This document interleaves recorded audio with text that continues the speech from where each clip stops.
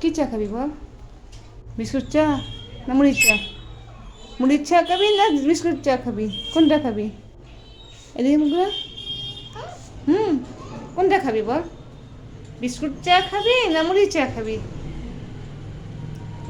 কি খাবি বল? হ্যাঁ, কোনটা খাবি? বিস্কুট চা না মুড়ির চা?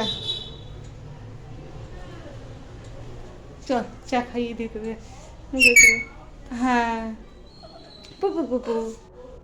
হুম, কি খাবো তো, খাবো তো কুকু। হুম,